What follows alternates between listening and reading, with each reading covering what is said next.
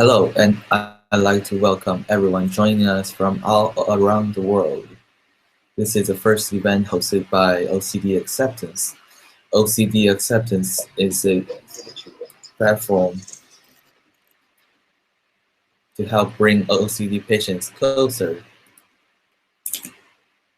to mental health professionals and advocates.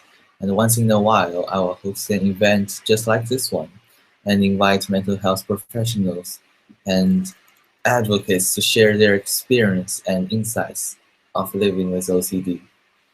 This particular episode is free for everyone, but in the future, we may have paid events, and for more information, please head over to OCD Acceptance Facebook page for unlimited playback of the talks, as well as live videos. On our very first episode, I'd like to introduce Jessica Kotnour to you. She's a freshman at Kenyon College. She is studying biology and plans to become a vet. She can be found on the field for the women's soccer team. Jessica was diagnosed with OCD over 4 years ago and has spoken more at the International OCD Conference. She's going to share with us her views on different themes of OCD and how she's being affected by them. However, unfortunately, Jessica can't join us live because her Wi-Fi is broken. But still, she is keen to talk to us about her experience. So she recorded her talk, and I will play for you in a minute. And remember, if you want to ask questions for the Q&A session after the talk, you are more than welcome to. I will do my best to answer them, and there will be another Q&A session on 8 p.m. Eastern Time, Monday, December 21st. If you are using YouTube to watch this talk, please click on the banner that says "Be part of the conversation," and then click on the More button in the top bar of the new window, and finally choose the Q&A button. Yeah, it's kind of complicated. You can blame Google for that. But anyway, before the talk, first, I would like to talk a little bit about myself and OCD acceptance. My name is Bowen, and I've suffered from OCD for over 5 years now. I'm good friend with International OCD Foundation spokesman Ethan Smith and Elizabeth Mackinville and her Mind Foundation. For etiquette, I'm from Shanghai, China, which is where this video is live broadcasting from. And I spent a year in the US for my high school, but my OCD got really bad, so I had to left. But anyway, I'm running a website called OCD Acceptance. It's OCDacceptance.com, as well as a online support group called Living on Edge, Taking Your Life Back Through ERP support group. OCD Acceptance is a platform dedicated to help bring OCD sufferers and patients closer to mental health professionals. It started with daily memes about OCD. Meme is a new type of media that is basically a photo with a caption on it, and they're simple and straightforward because no one have time to read a long professional article about OCD, but they do have time for a piece of inspiring meme. So I worked hard by myself and update daily with new memes about OCD. And there are over 220 memes on the website, just over a year. And that's just incredible. I introduced a new version of OCD acceptance about a month ago, focusing on how to use the power of internet to help OCD sufferers.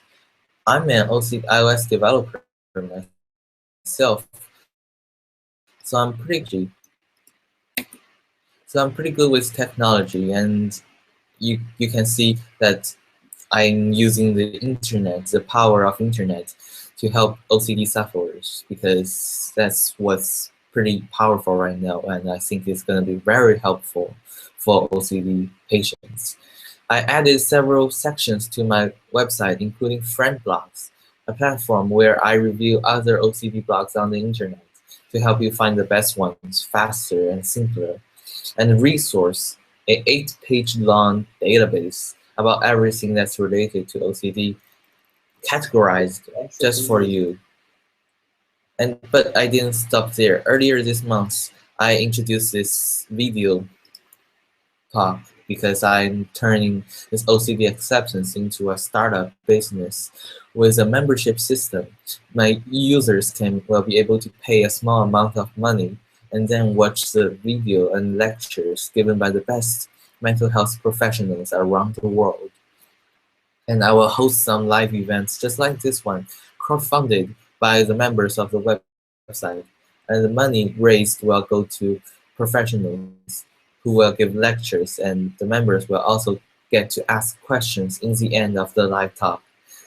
This gives patients and family members an awesome way to talk and ask questions with mental health professionals, because this is crucial. If you can understand the significance here, the people we are in the talk are the best in their field, and most of the time they're very busy. Even I can't get in touch with them sometimes. But for once in a while, they'll clear an hour or more on their calendar and sit down with you just to share their thoughts and answer your questions. In addition to that, the topic they will be talking about is voted by you, and it would be a challenge for our speakers, but very beneficial for you, because imagine the best professionals talking about the topic that you are interested in, and how rare is that. But as we are starting, I will host several free talks just like this one and let you know more about OCD acceptance and the membership system. OCD acceptance is a tool to help you OCD sufferers with the power of internet. There are tons of free resources on our website, an active Facebook page, and a Twitter account that posts daily about everything OCD. And this weekly event gives you an opportunity to be closer to the mental health professionals and advocates. How cool is that? But there's just one more thing I'd like to talk about before I invite Jessica. And that is our new messaging system. From now on, you can, if you ever experience a low mood or need some assistance with your OCD, you can simply send us a message via our Facebook page, and our staff will get back to you within an hour. Seriously, within an hour. Because even Facebook acknowledged us for a badge for being responsive. And that is true. So don't be shy and ask anything about OCD, and we will do our best to help you. So that's an introduction of OCD acceptance. Now I'd like to invite Jessica Kotnour to share more about the different themes of OCD and her experience. So anyway, let's welcome Jessica.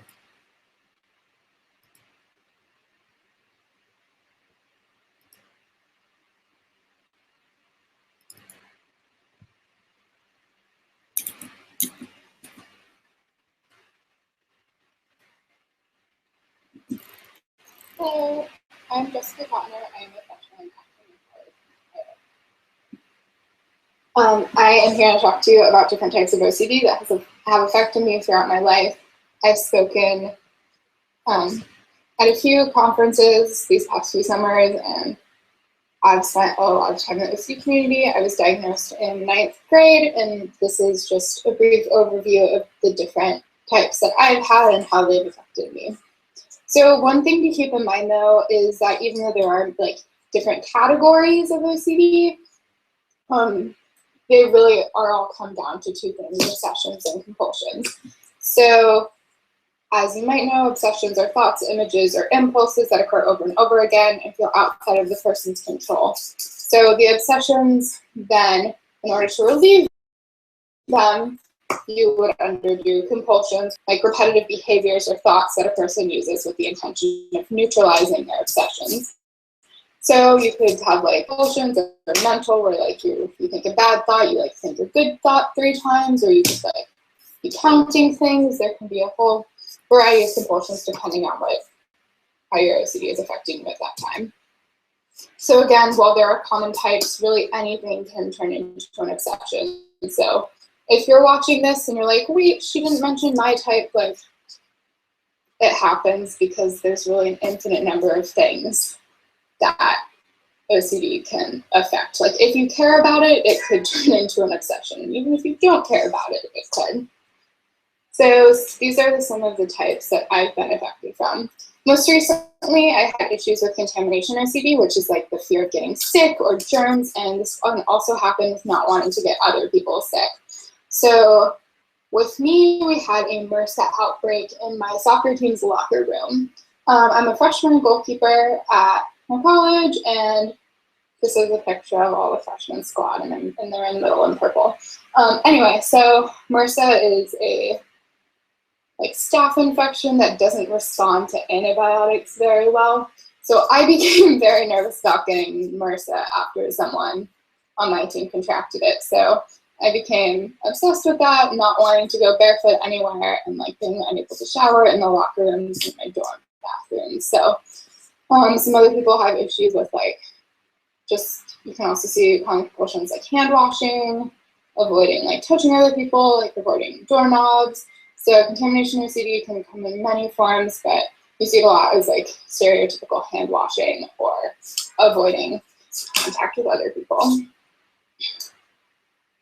So just right OCD is, I guess, also kind of like a stereotypical form. You kind of do things until they feel right. So for me, I would lock doors until they felt right, or rewrite words over and over again until they looked just right. So this could be straightening things, although that's kind of a stereotype. Or if you're not sure if something feels right, you'll do it over and over again until you do get the feeling that it is just right. So another type is harm OCD, which is one of the lesser known forms. So this is where you become obsessed with the fear that you're going to hurt someone else. So either physically, or you can also emotionally, the fear of unknowingly lying to someone, or so these are some common thoughts I put up, oh, will I hurt this person? Can I be trusted with this sharp object? I became very anxious about pushing people into railroad tracks. So I would try to avoid trains and train stations. So I was actually in DC, this is my family. So we took the train a lot in DC, and I was always nervous, being around there, if I could be trusted around the people that I loved, not just push them into the train. So a key part of this is even though you're having these violent thoughts, you definitely don't want to act on them when you're super disturbed. So even though you feel like a terrible person because you're crap, do I want to push these people into the train tracks? You know that you don't, but the fear is still there.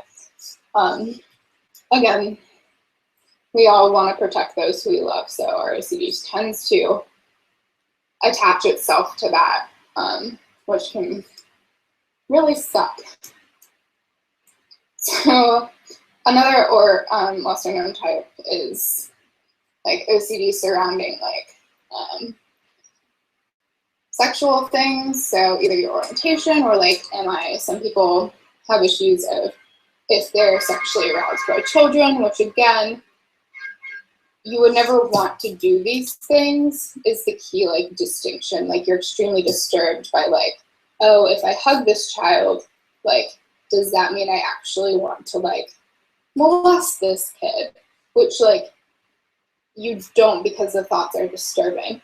So a key thing I learned this summer is that everyone kind of gets random thoughts like this sometimes, but people with OCD then attach meaning to them, and then we keep cycling through them. So with the harm OCD, most people on the planet will be oh, what if I just push that person into the train track, and then they move on. And OCD is different because then we get stuck. So that's kind of a key distinction. Another type I dealt with earlier, which kind of goes along with harm OCD, is hit and run, which is when you are driving a vehicle. So as you age, your OCD might change from just right into this type. So when I started driving, I had issues with hit and run, where I didn't want to drive a car because I could never be certain that I was going to hit someone. So with hit and run OCD, like if you would go over a speed bump, you'd be like, oh, is that a person or is that just a speed bump? So actually, I finally was able to drive actually at a normal time. It took me a long time to drive with my permit, but I finally got the ultimatum from my therapist that if I did not drive by the next therapy session, I would be driving with her. So I would much rather drive with my parents than my therapist in the car. So yeah, that kind of like pushed me into driving. So a final type is scrupulosity, which is a super fun word to say. This is basically moral or religious obsessions. So will I go to hell for doing this? Like, have I offended God? Like, have I done my prayers properly? So I know some people who use like rosaries to pray, like they'll keep doing it over and over again.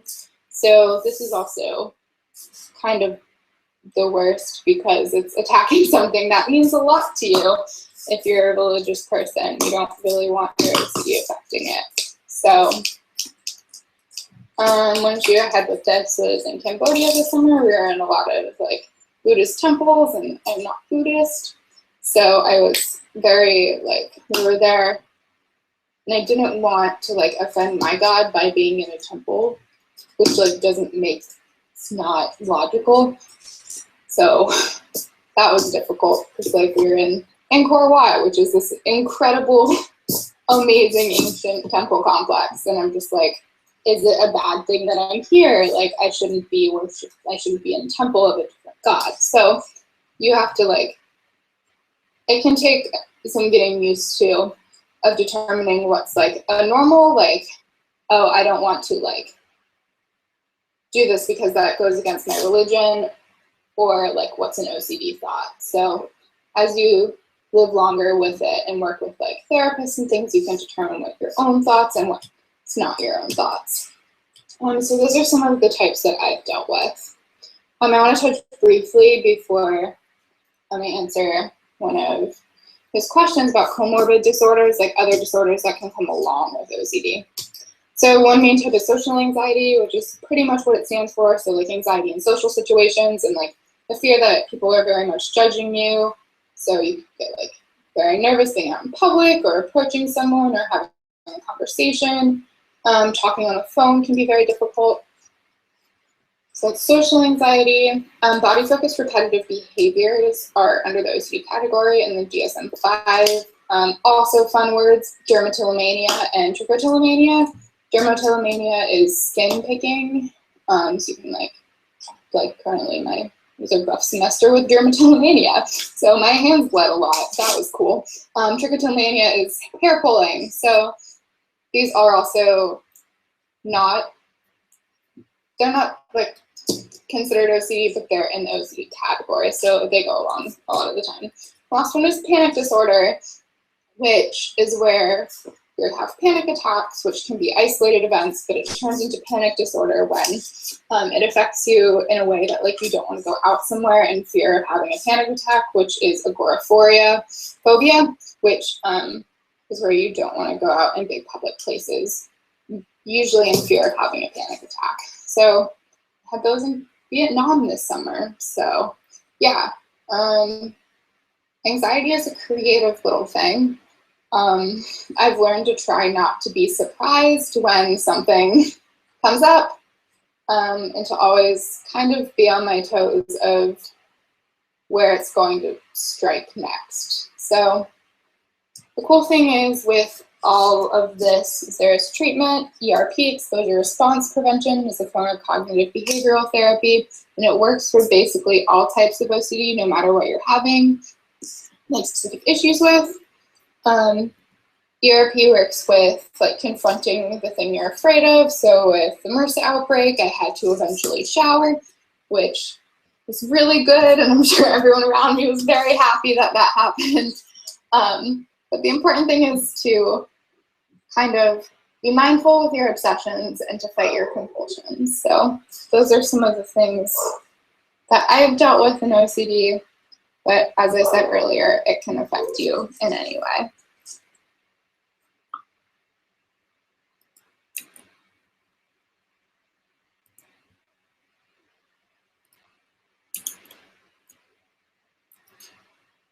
Thank you, Jessica, for this amazing talk, which helps us learn more about different themes of OCD from her own experience.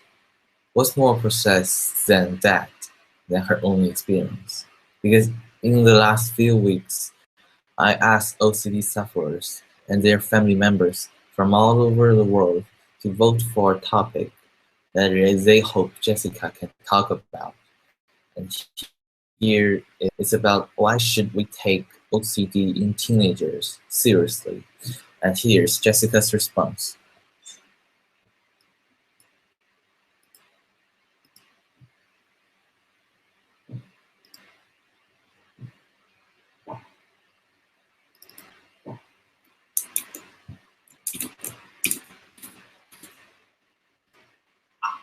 So I seem to be getting a fax at the moment, but just ignore that.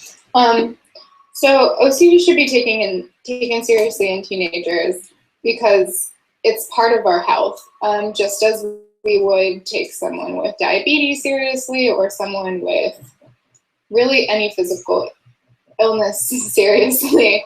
We should take mental illness the same way because it can have devastating effects on people's lives. When we don't take mental illness seriously in teenagers, we lose out on early treatment. So then OCD has time to progress and get worse until you do get proper treatment. According to the IOCDF, it takes, I think, over 7 years until people are properly treated on average, which is terrible because with most other things, you get treatment hopefully within like a month. But so also the more we take OCD seriously, the more that other mental illness will be taken seriously, and the more that we can create a culture that isn't afraid to talk about their mental health and share what's going on. Before I sign off, I just want to link to the IOCDF is a super awesome resource. I'll give Bowen the link so he can share that with you all. They've been a great help with me. They have an annual conference every year. I'll be there this summer if you would like to meet. I'm happy to see you. You can always reach out to me on my Facebook. I'll give Bowen that information as well. I'm Jessica Kotnour. You can find me there. The final thing, if you're ever looking to explain OCD to someone, the podcast Invisibilia by NPR has an awesome podcast.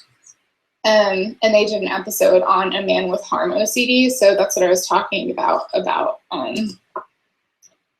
like the train tracks. So this guy had thoughts that he was going to stab his wife. So I just wanted to share that with you. There's also a few Facebook support groups as well, and I can hook you up with those if needed.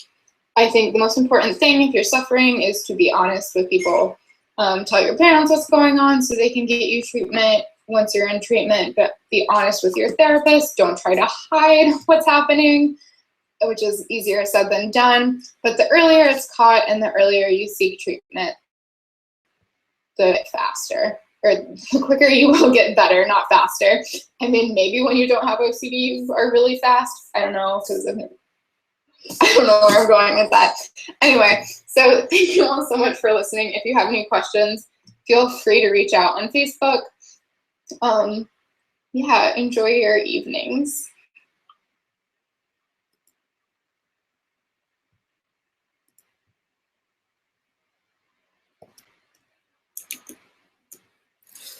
Awesome. I totally agree with her and her views on why we should take OCD in teenagers seriously. And well, now it's time for you to ask your questions. But since Jessica is not here, and we are thinking that we maybe in the future you can have some QA sessions, but this time I don't think that's gonna happen. But anyway, that's it for today's talk. I'd like to thank Jessica for sharing with us and all of you who are watching this from all over the world. Remember, you can find out about more about how to live with OCD on our Facebook page. Simply search OCD acceptance and like our page. And join us for anything OCD, because if you have any questions, you can just message us on Facebook, and we will promise we'll get back to you within an hour. So thank you for your time, and